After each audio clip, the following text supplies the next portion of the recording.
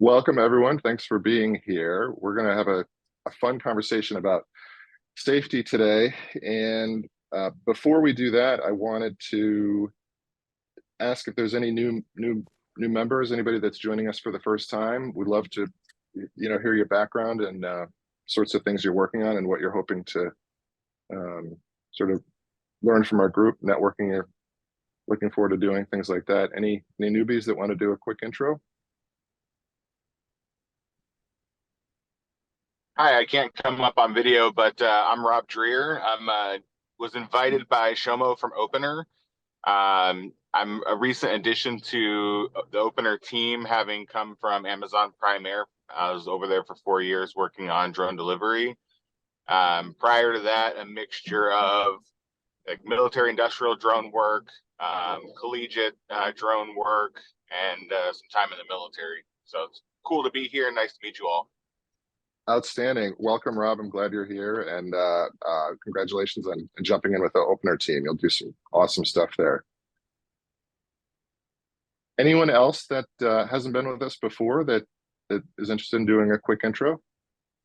I'm not sure when the last time I was on. Hi, how's it going, Andrew? But welcome, Brandon. Lots of these groups. So short bio on me, I was an Air Force fighter pilot for 20 years, mechanical engineering degree, got an advanced business degree, kind of licensed to be dangerous in a number of areas because, trained mechanical engineer by education, but then flew jets for 20 years. So not just enough to know to ask the stupid questions to our engineers and have them laugh at me on a weekly basis. But yeah, I founded Horizon Aircraft in 2013. It was a high-tech prototyping company that eventually morphed into a VTOL company when some investors are very interested in coming up with a concept that could travel at a regional scale, but get in and out of tight spots. So currently our X7 prototype, we have a half-scale aircraft that's undergoing active flight testing. It's been through hover testing and initial transition stuff.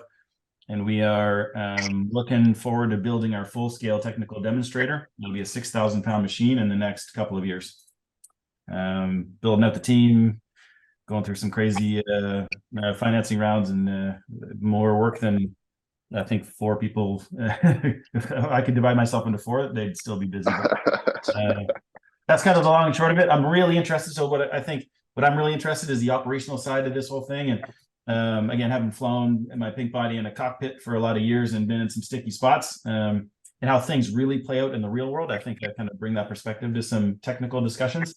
Again, I can be kind of funny on the technical side. I know just enough to say some stupid things, and really appreciate the opportunity to be a part of this. So thank you. So glad you're here. You've got some fascinating work ongoing, and we're always looking for fascinating topics and speakers. So let's talk offline if and when you're ready to talk about your work and what you've been up to. Yeah, that'd be a lot of fun. That'd be a lot of fun. And for those that just joined us, we're just doing anybody that's a first timer that is interested in doing an introduction. We'd love to hear about what kind of work you do and what you're hoping to get out of the working group. Any other newbies? Hey guys, I'll introduce myself. It's been a while. It's been a minute since I've been on one of these calls. So Joe Darden with Iridium. We do critical communications, so cockpit to ground. For the uncrewed systems, we're doing command and control links, C2 links, radio over IP, trying to mimic a pilot in the cockpit for those who don't have one. So that's outstanding. Yep. Glad to be here. Glad you are here. That's interesting stuff. I love it. Anyone else? First time? Let me jump too. I feel like it's been a minute since I've been on too. Laura O'Donnell and I worked together. Not sure if you guys were able to listen to that call back in, I think it was in May. But I'm with Marsh McLennan. Really, we're just helping as we can move the ball forward with OEMs on all different aspects of the industry from a risk management perspective. So when it comes to risk, we help our clients really figure out, where their risk is and different ways from an insurance perspective. We can help strategize and look through ways to protect them. So yeah, thanks for having me, Andrew. Charlie, thanks for being here. Insurance is going to be such an important thing for all of us as we, work to build our relationships with the underwriters and start to build the database that they're looking for to to start to understand what our operations look like in this space. So thank you for being here. That kind of networking is super important. So we appreciate your presentation a couple months ago. For anybody that hasn't seen it, it's worthwhile. Check it out on our microsite for working group number 1. Welcome, Charlie. Anyone else? Well, Andy, first time in a long time. It's been 6 months since I've dialed into this, so apologies Welcome, for the Ken. absence, but good to see you again. Yeah, likewise. If there's no one else, that's a good segue into events. Ken and I participated on a panel at Oshkosh a couple months ago that was really excellent, worthwhile. And if you're a VFS member, you'll have access to that video. It's worth a watch. Ken gave us an update on what they're up to at Opener, which are some fascinating things. And we had executives with presentations from Air, Jetson, a couple other companies. Really worthwhile and great conversation. That was if you haven't seen that video, or if you weren't there, check that out on VFS website. That's worthwhile. And there's some other VFS events coming up that I wanted to point out. In let's see, we've got an infrastructure conference coming up in 2 weeks in Cape May, New Jersey. That's September 26th to 28th. That you can go in person or attend virtually. So if you're interested in that, jump on VTOL.org and check out the events page for the infrastructure conference. And then in February in Northern California in Santa Clara, which is in the San Jose area, February 6th to 8th, we'll have the eVTOL conference and conversation. And that's going to be another really good one. I'm planning to be there as well. So think about putting that in your calendar. And on the topic of events, are there any events that people have been to lately that might want to give us a quick report on? I know Revolution.Aero just occurred. There might be some others that happened lately. Danny, did you get a chance to go to Revolution.Aero? Yeah, I did. It was can you guys hear me okay? Yes. Yeah, it was very interesting. Just a couple of quick notes on it, highlights. First day started off with a little bit sobering and almost depressing. There was a panel of VCs that talked about the environment with respect to available capital and kind of highlighted the fact that capital is drying up a bit, and that there's much more of a focus on operations and metrics around operations. And so for the first half of the first day, it like I said, was a little bit sobering. I think it's good that there's a shift to operations and efforts around that. There was also a little survey associated with, I don't know if you guys are familiar with the Gartner height curve, but where people thought AAM was on that curve, and it was somewhere between the pinnacle of hype and trough of disillusionment. But then it picked up quite considerably. This is an event where there's a lot of kind of focus on investment and AAM showing their capabilities and their wares. An observation by somebody was that with all the VCs that were there, that there were none of the really big VCs attending. However, there was it was also clear that use case associated with drone delivery, offshore use cases, emergency services use cases, that those are all gaining good traction. There was a really interesting presentation by Jump Aero and an announcement, which was an amazing use case. In fact, I think they're going to be on speaking on one of the work group for next week or something like that. And so, in the end, it was a really good conference with some very good content. I know Ken was there. I know, Ken, any of your observations you might have had? I would just add, on the forecast side, I thought it was a good realization that any one of the large kind of air taxi plays is reporting, the total available market is the sum of all things. And so they're all reporting that. So you add them all up together. Only one of them is actually right. You could probably cut that one in half in terms of actual consumption, because the fact of the matter is, I think there's more air taxis on order right now than have been ordered in commercial aircrafts for the last 5 years added up. So we all know that demand's not real, but there is demand. That's the good news. There is demand. It's just not quite as spectacular as it's being rolled up to look like. And the other thing that's super important, I think you described it as a shift towards operations, is it's a lot less about this blistering race to certification. You're going to get certification, and oh my God, now you got to make a business out of it. So, and that's a healthy focus. Yeah, one other additional point on the slides where they were showing all the operational elements related to, what you need to be thinking about. There was one element that was missing on those slides, and that was insurance, which I not only thought was interesting, but had a number of conversations afterwards related to how important that's going to be.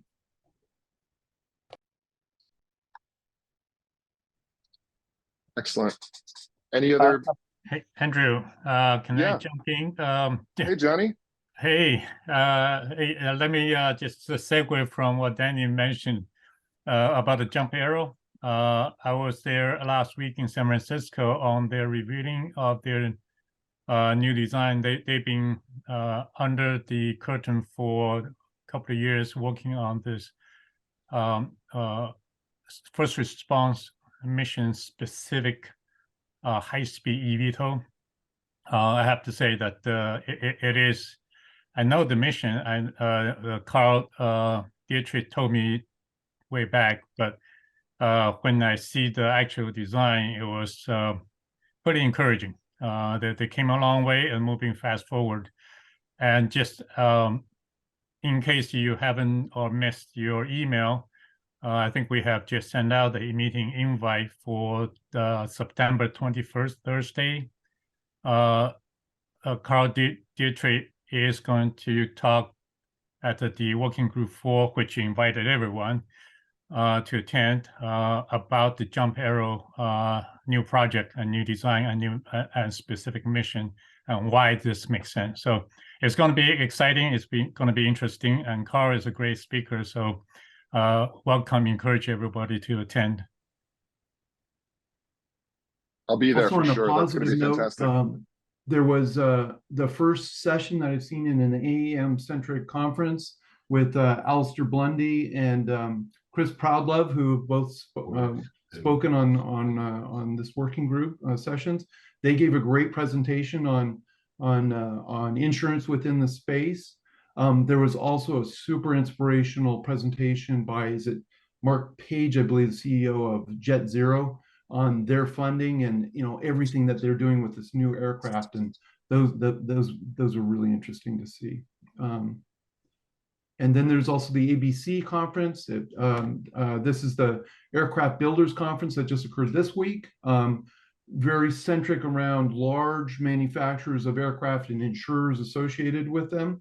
In the AEM space, it was very nice to see that Eve, the CEO of Eve, was there and presenting. There's going to be a new CEO coming in with Eve that he announced, which I found interesting. Also, Boeing, their chief sustainability officer, spoke and highlighted WISC as one of the principal linchpins associated with their net zero initiatives and promoted that. And I think the last thing was many different discussions around the importance around data and that sneaking into the conversations related to aerotelematics and the use of data for segmentation and building out the insurance products for these AAM use cases. Does anyone know about how many attendees were there at the Revolution Aero?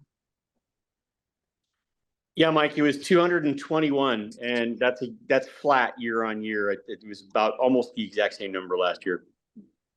Gotcha. Thank you.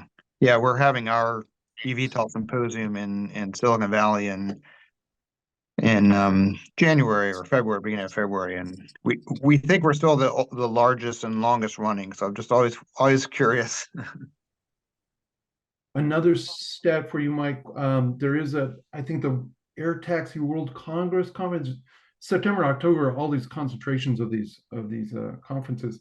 They're touting 400 people attending, but I don't know if that's for promotional purposes or a real number. And then at the ABC conference, there was about 350 people that attended, but that's more on the insurance side than specifically AAM. Yeah, there's actually 2 air taxi conferences or symposiums or trade shows in October in Silicon Valley. It's kind of crazy. We generally get, we're expecting 700 to 1,000 people for our combined conference in February, but we'll see. There's also one that sort of related.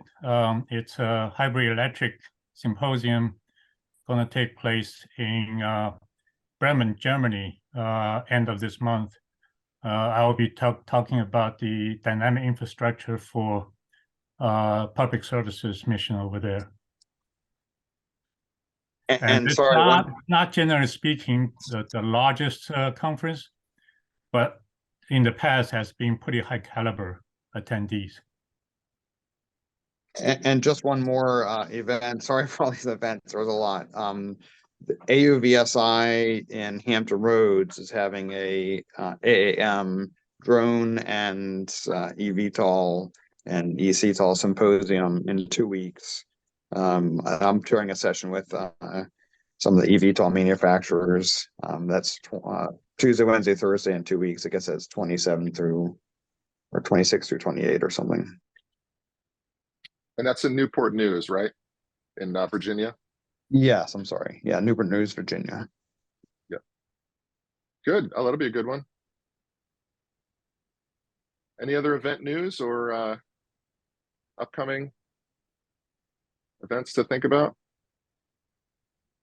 All right, then maybe we'll jump into safety. I having worked with a couple Part 103 ultralight companies in the US, one of the things I've noticed is we've got this fantastic freedom, right? We the regulations allow us to build the aircraft and put them out in the hands of operators, and there's no training required. Obviously, we want to do lots of training, and we want as many appropriate credentials and time put into this without it being overbearing on the requirements that we put to the end users.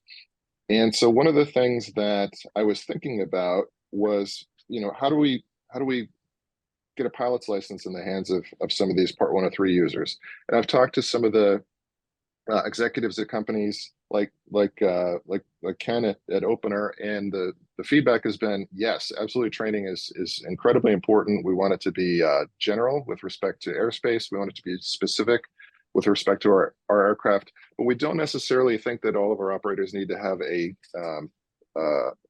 standard pilot's license, given the fact that a lot of the education they'd have to do there is things around stalls and flaps and things like that don't exist on these aircraft that are being built, and they're not necessarily appropriate. So we'd have learning that didn't apply. And so what I was thinking about is, well, what can we do, and what kind of license would work? And I was exploring the Part 107 unmanned aircraft systems license, and I just to kind of test my theory, I went ahead and got that, and they just sent it to me in the mail. This is for a remote pilot's license, and it looks like this. Let's see if I can share my screen. Can you see the license? That's what they sent me, and I didn't have to actually fly a drone, but I did have to learn the airspace. And the real focus was learning the US airspace, which all is the same airspace and all the same applicable knowledge that applies to someone that is going to be flying an ultralight aircraft. And so I found it incredibly useful. I found that it did apply in terms of the airspace knowledge. And as a result, I'd like to recommend to companies that are contemplating selling ultralight aircraft to ask their operators to get that Part 107 unmanned aircraft systems license. It doesn't obviously cover the the important component of flying that actual aircraft, but it covers the airspace, the U.S. airspace part really well. And it's something that we could do with a little bit of training. I already have a standard pilot's license, and I've spent a lot of time in Part 103, so I understand the airspace fairly well. So, I was able to nudge my way through it with some videos and some of the FAA manuals. But anyway, that's something I wanted to pass along, that I highly recommend the Part 107 license for any Part 103 operators that are out there that don't already have pilot's licenses. And that's kind of a good segue, I think, to our speaker today. I actually went to Oshkosh and stopped into the USI booth, and this was like a week after I took my exam for the Part 107 license. And Josh Olds, our speaker today, is the president and CEO and co-founder of USI, which is a training company that trains pilots. And I popped into their booth, and they have the most amazing texts, wonderful teaching aids to help people to get their Part 107 license. And I was like, I just had to study all this stuff the hard way. And I'm looking at their books, and I was like, I needed this text. This is so beautiful. It's fantastic. It made it easy to learn and easy to absorb. And so I was really impressed. And some background on Josh. He actually has a master's degree in aeronautics with a specialty in educational technology from Embry-Riddle, and has a commercial multi-engine instrument rating. And he's also a A&P. He's certified as an airframe and power plant mechanic. He can do everything in the space. And we're lucky that he's focusing on training. And USI and his organization have done some amazing things with pilot training. So I just wanted to, ask Josh to jump in. We can learn a lot from what he's been doing in terms of teaching, soon to be remote pilots. And I'd like to, hear what he's been up to, and then in hopes that we can learn how we can apply that same knowledge to teaching recreational pilots the things that they need to know. So with that, Josh Olds, take it away. The floor is yours. Perfect. Well, first of all, thank you so much for having me. USI as a company, we started in 2014 and formally launched in 2015. And our focus has always been aviation, aviation foundations and how they apply to remotely piloted operations. And so just to be sure, you guys can see my screen. Perfect. So just to kind of kick it off, remotely piloted aircraft systems in general has been the focus, and Part 107 came out in 2016, but was really a low-hanging fruit. In some ways, from an industry perspective, put a bit of an envelope around the industry from a regulatory perspective, because it required visual line-of-sight operations. And the technology had been there for a long time to do much more complex operations. And so just as a little bit of background, Andrew just gave kind of a background educationally in operation, but I flew for Textron Aviation, their remotely piloted division.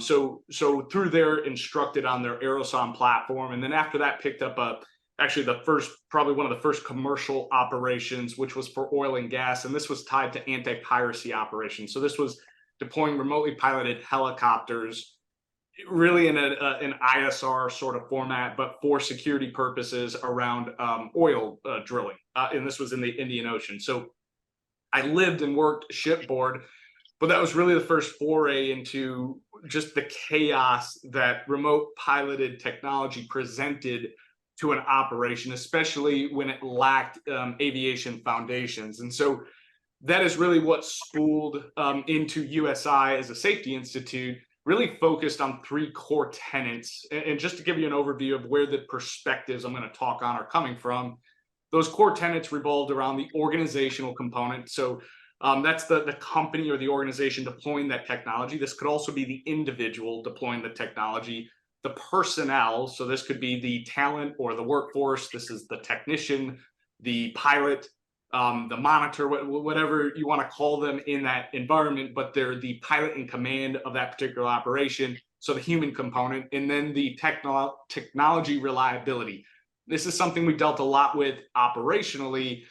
Sometimes it wasn't necessarily the aircraft's or the remotely piloted aircraft systems fault if an incident or accident were to occur. Sometimes it was the environment in which it operated. And so when I talk about kind of these pillars or these tenets, this folds into everything that USI delivers from a training and education perspective, because it correlates back to how the data is used inside of managing an operation. So just a little bit about the company. There's two verticals. We focus on corporate.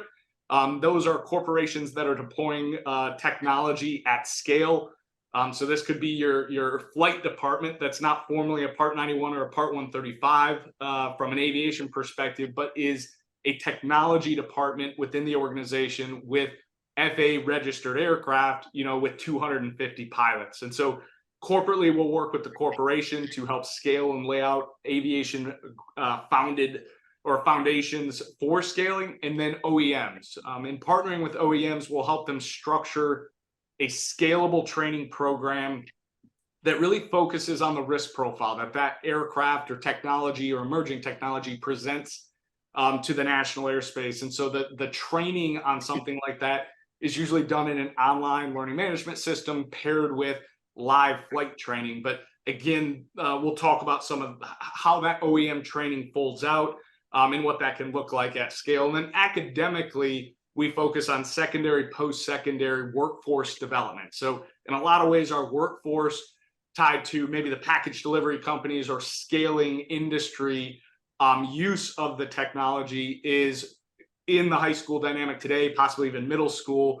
And so really helping to mold the public perception of this technology through grassroots education around what is an RPAS technology, what does professional operation of that technology look like from an aviation perspective, and why it's not the drone. Again, a lot of us in the room, I see a lot of familiar names that have been in the industry a long time.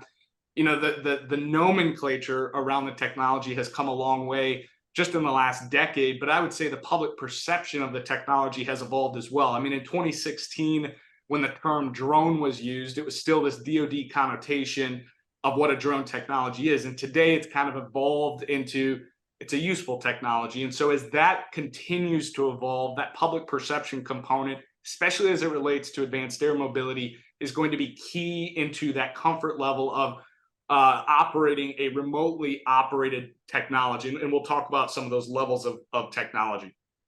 As a company, we have over 240 instructors, and this is through a program. We do train the trainer. So we do a lot of training ourselves, but it's really about empowering regional educational institutions to do the training themselves. So we do train the trainer programs. There's flight training components. There's also advanced training components tied to beyond visual line of sight operations.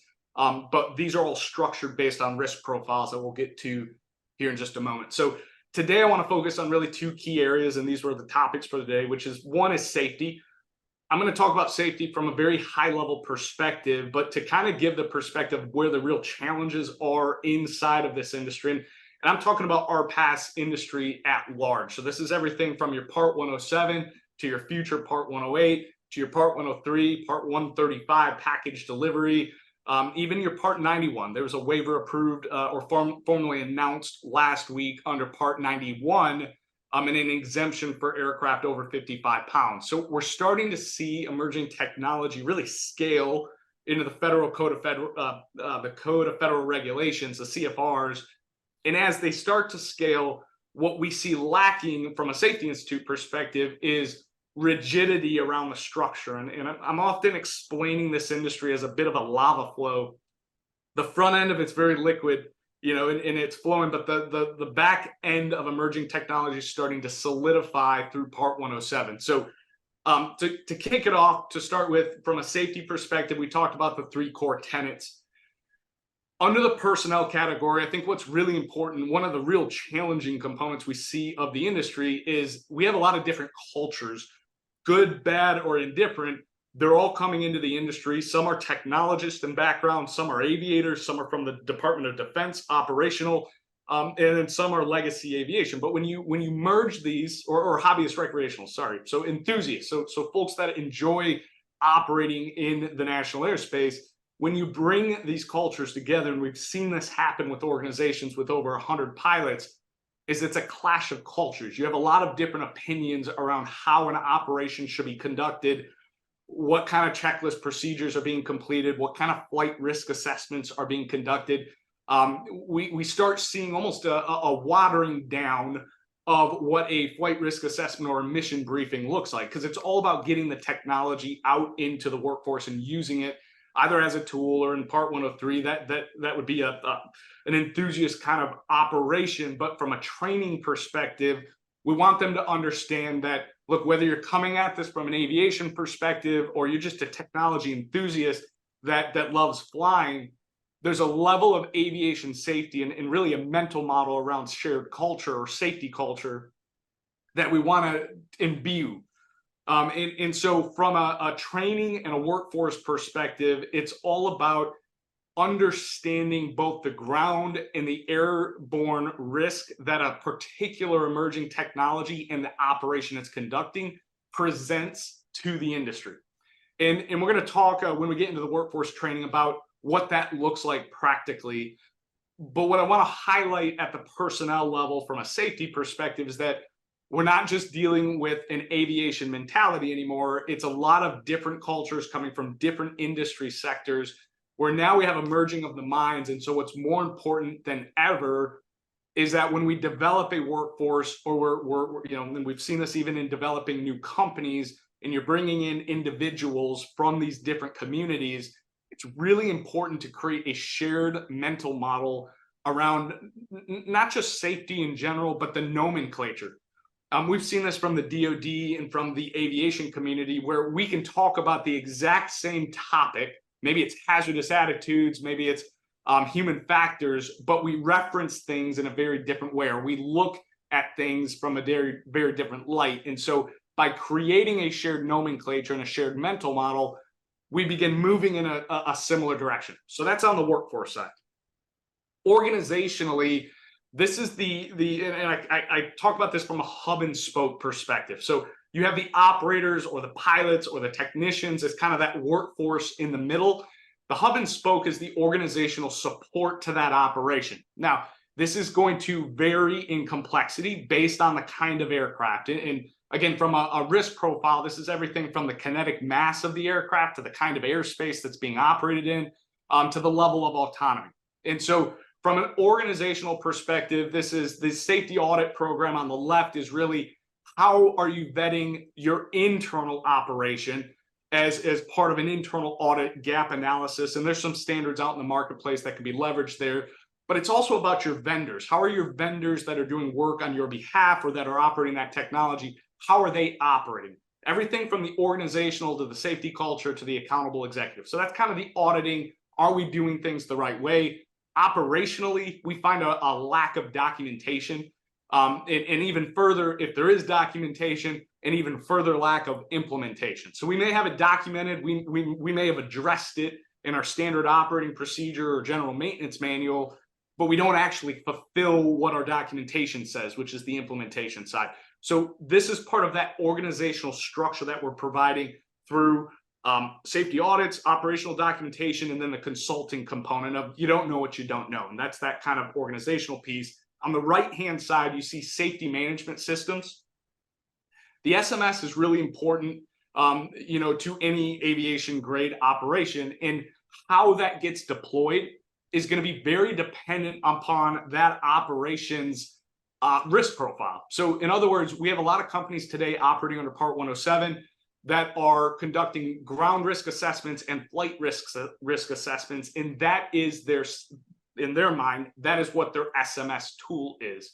Well, with the 4 pillars of SMS, continuing education, safety, promotion, again, if it's low risk, low complexity operation, your SMS is going to be structured in a way that's simple to deploy and easily understood by the entire team operating. But with that, there's a component of remote pilot tracking and maintenance tracking that's critical to the data feeds. And this was mentioned at the beginning of the call. We were talking about the insurance components and the data needs from a management perspective. We leverage these data feeds organizationally to feed how training is conducted, where losses are occurring inside of the industry, so that we can address those in a standard safety-based training format. And so the remote pilot tracking is for currency proficiency, and that's going to evolve depending if they're operating a group 1 under 20-pound system, or if they're operating a much larger system inside of the industry.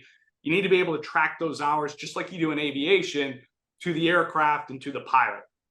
That maintenance tracking piece is one of the weakest components of today's emerging technology market, again, in my opinion, and that's because of the lack of data tracking to the component level.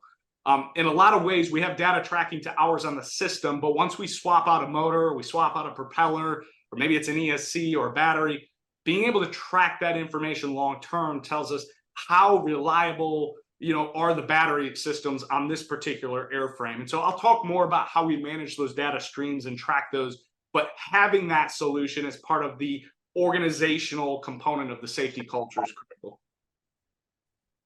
Moving into technology, some of these components were mentioned, and a lot of these are just topics, issues from a organizational or operational safety issue, some of them being technical in nature, some of them being the environment in which the technology is operating.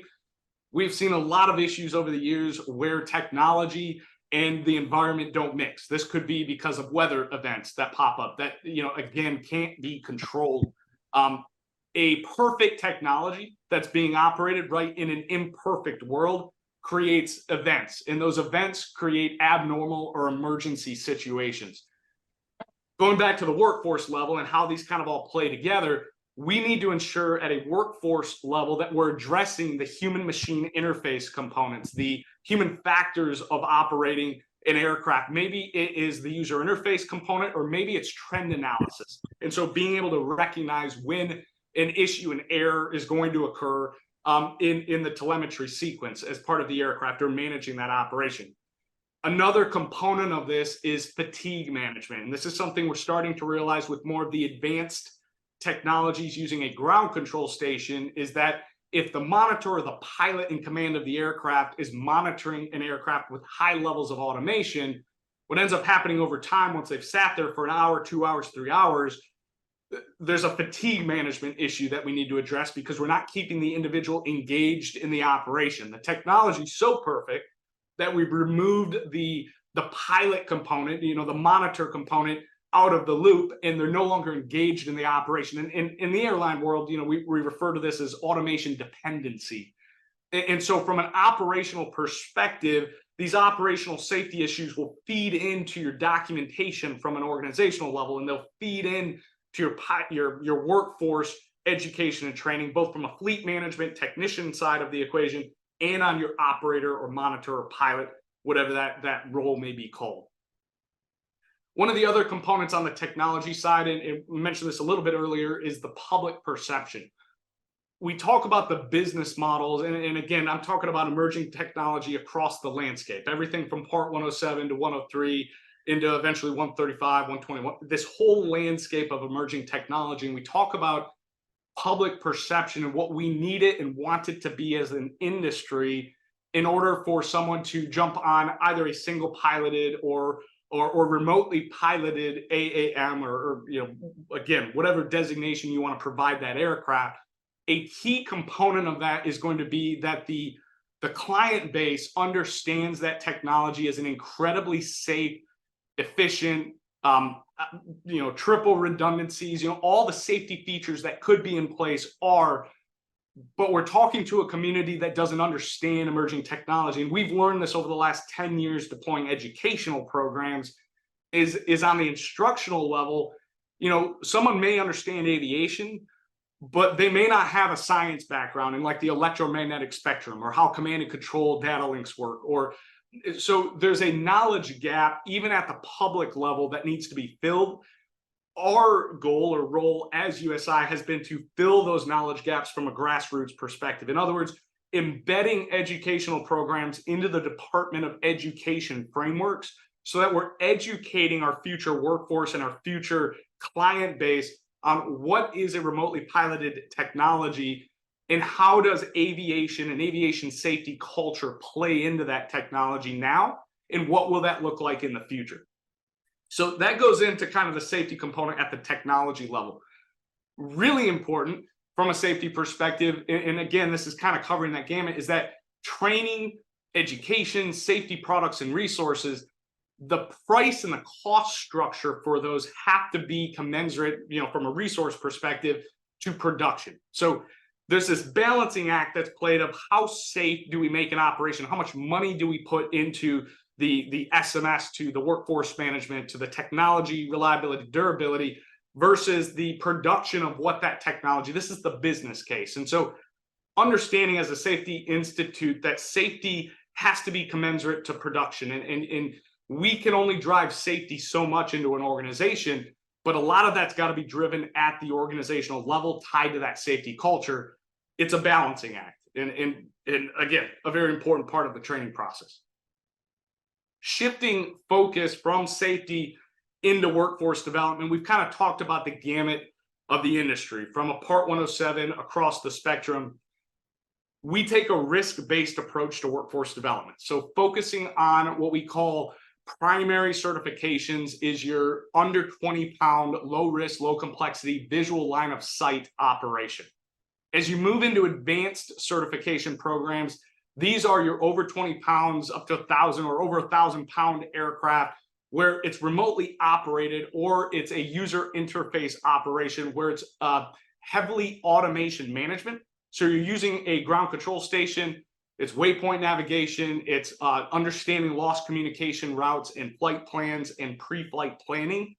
That is the advanced program. And then as you move into complex operations, this is your single pilot operations and operations that need to understand the complexities of people, passenger, cargo. It's a higher level or of risk profile. So when we talk about levels of automation and that human in the loop versus human over the loop, the dynamics of that pilot transitioning through that matrix is going to be what kind of skill sets and what kind of educational components are needed at each phase of that operation.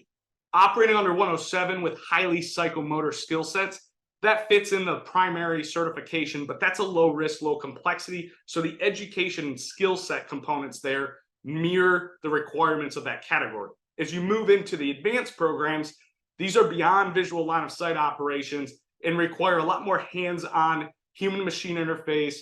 And I would say the human machine interface and understanding how the autopilot is managing the logic, both from an autopilot mode, but also from a waypoint planning. As this becomes more automated and the human moves further and further over the loop or on the loop, however you want to refer to it, that pilot or the monitor is going to be more of an automation manager. They're monitoring the system, tracking trend analysis, but this is where fatigue management comes in, ways to combat fatigue at the controls. And this is something we've struggled with in aviation for years, especially as things become more automated. So from a human machine interface perspective, the conversation becomes, how do we keep the human involved and engaged in the operation? Even if it's a pop-up screen that says, what is your battery level? Or, it's all it's doing is it's engaging that monitor in the operation to say, are you watching? Are you monitoring? And making them stay engaged in that operation as part of that. So again, workforce management, when we take a look at an operation, we use a radar risk chart. And this radar risk chart is something we identified as part of being ground and air-based risk based on SORA compliance. So if you're familiar with JARA SORA out of Europe, the program is premised on what are our ground risks and then what are our airborne-based risks and how does that correlate back to our risk as a company in deploying this technology. And so if you look at this chart here, you have air risk, and air risk could be the class of airspace you're operating in. The kinetic mass is the size of the aircraft. Ground risk is flying over, empty fields, or are you flying over people and property? There are ways to increase and mitigate risk in each of these categories, which is going to make that radar chart come into focus. But if I'm a corporation and I'm looking at what kind of risk profile does my corporation have, this allows them to look at it in a lot of different components and say, okay, are my pilots operating in a class Charlie, right? And so as an RPAS, you'd be doing that through a Lance authorization. What this does from a risk profile perspective is brings all the pieces into view so that when we're doing a risk analysis as an operation, let's say it's my risk manager, or maybe this is on the insurance side, we're taking all the components into account, everything from the aircraft to the pilot training, to the pilot in command and what they're required to have, so that we have the risk profile in focus and we understand what our documentation, what our workforce development, and what our technology is going to look like.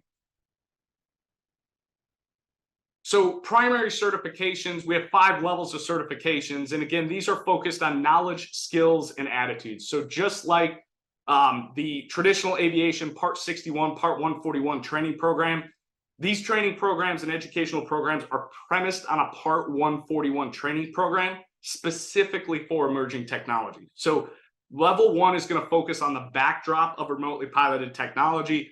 Level 2 is actually specific to the Civil Aviation Authority requirement to fly for hire. So in the US, it's Part 107. In Canada, it's the advanced credential. These are safety programs, and so the idea was to make them international in structure so that they could be deployed anywhere around the globe, but it was addressing international aviation safety practices for remotely piloted technology, whereas level 2 is tied to that in-country commercial requirement. Level 5 is a technician credential. This is a skill set that we found is lacking across the Part 107 space, and I would say especially as we go into Part 108. In a lot of ways, companies don't want to hire an A&P. And again, my background, I fixed a lot more than I flew in anti-piracy because the aircraft were always breaking in assault environment. And so when you look at it from an operational perspective, having the skill sets to fly and fix are incredibly important, but having an A&P is almost overkill for a primary aircraft. Now, as you move into an advanced aircraft, an A&P could be the right fit. But again, this technology is different. And that was something that, I learned the hard way, is that, the hydraulics training I received and the dope and fabric training I received doesn't necessarily correlate back to this particular industry. So from a primary certification, low risk, low complexity, these programs we roll out in education at the secondary level. We're also deploying these in corporate flight departments or corporations deploying hundreds of pilots. They'll leverage these certifications as part of a standards-based training profile. There's knowledge, and then level 4 is actual flight training.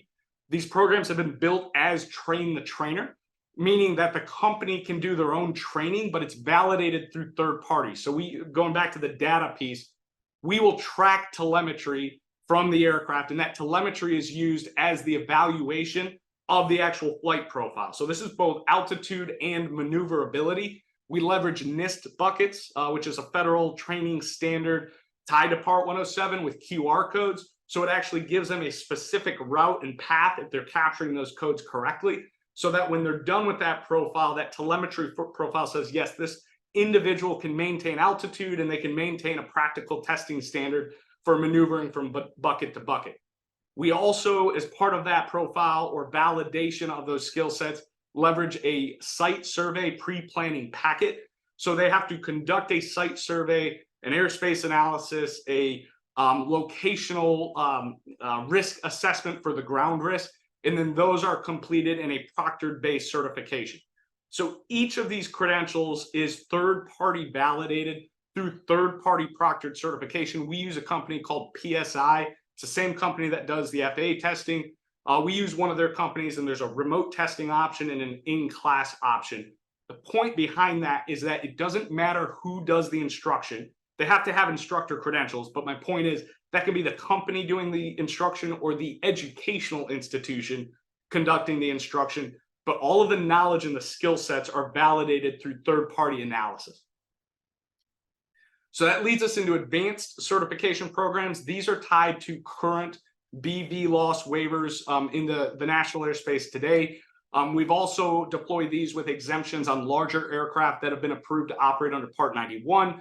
These certifications are about the practical implementation of safety management systems, the human factors that go into automation management, fatigue management, trend analysis. And then this is ground and flight school for those advanced technologies. And Josh, we have about 10 minutes left, just to give you a heads up. Thank you. Perfect.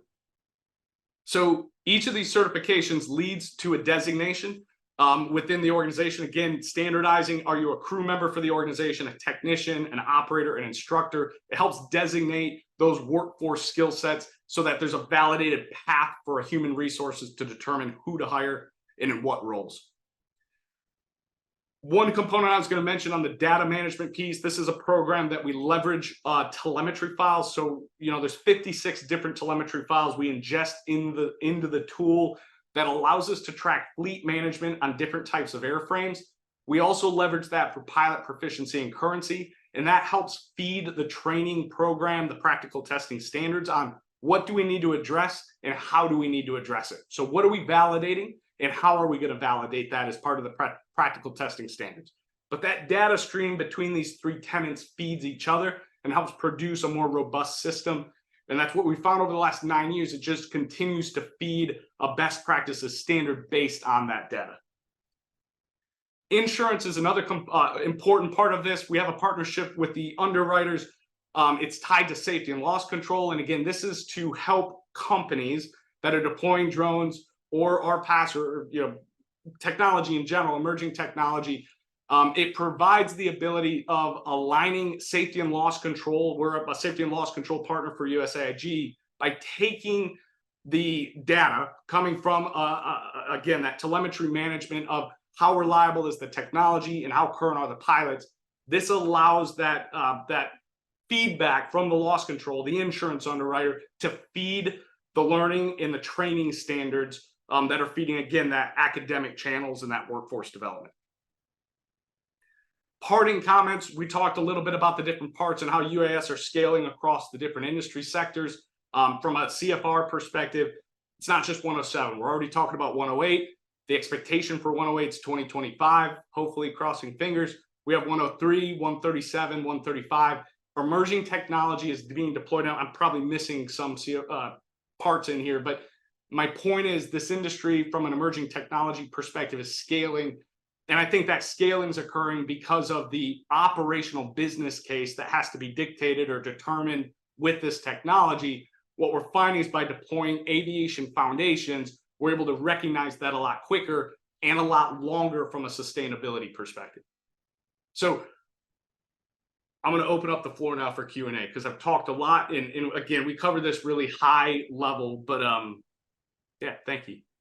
Josh, that's brilliant. And I'm really struck by how you've done all the heavy lifting on creating all the structure at the same time that, some of the organizations that are developing recreational use aircraft in Part 103 and, soon to be LSA, they're kind of struggling to do the same thing. It's not their primary objective. They're trying to build a great aircraft.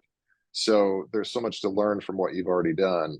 And I'd be interested to know, as I would, I think the manufacturers would as well, how they can not just learn from what you've done, but potentially work with you to so that they don't have to, reinvent the wheel, since you already have 4 of them.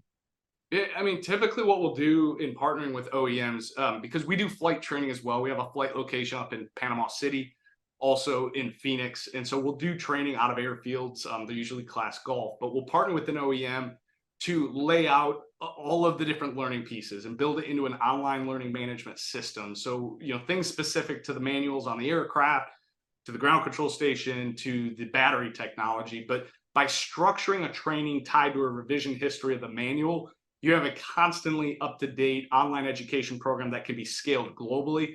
The flight training component is usually the question mark, because is that going to take 2 weeks to train, or is it going to take 2 days? And that's usually dictated by the complexity of the aircraft and the operation. And so we sit down with the practical testing standards and say, okay, what's relevant in the crosswalk? Once that's completed, that program can be rolled out to colleges, universities, training partners. The point is to create a standardized, scaled model where your distributors, your educational partners, everybody's offering the same body of knowledge and training structure that's been third-party validated. So it's not just a check-the-box certificate, but there's a level of standardization to how it's done, again, on that global landscape. Love it. And I'll let you stop sharing so we can see your face, and I'd love to hear what other questions and comments people have about this. I think this is incredibly useful content and structure.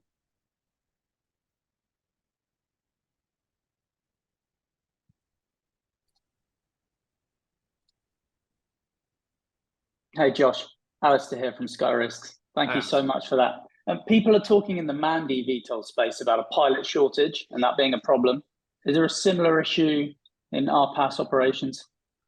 So what's interesting about RPAS operations is the current requirements to fly commercially are Part 107. And so to get your Part 107, you go to an FAA testing center, you sit for certification, and now you're legally able to fly for hire. So from a shortage perspective, I think there's plenty of remote pilot certs in the marketplace. I think what there's not enough of are aviation-minded professional aviators that are operating this technology at mass, which, again, personal opinion, I think it's required for the scale of the industry to have more pilots in command that understand what operating in the national airspace at scale is going to look like. Thank you. And we just have about 3 minutes left. I'd love to hear other questions and comments before we have to wind it down. JP, did you have a question or comment? So to what degree do you incorporate like a flight simulation software or training in the flight? Because that's a big issue with the regular, pilot training issue right now, whether or not, you recognize the simulation training. So for simulation, that's a great question. We actually embed it at the ground level. So it's part of ground school, is part of preparing to go flight train.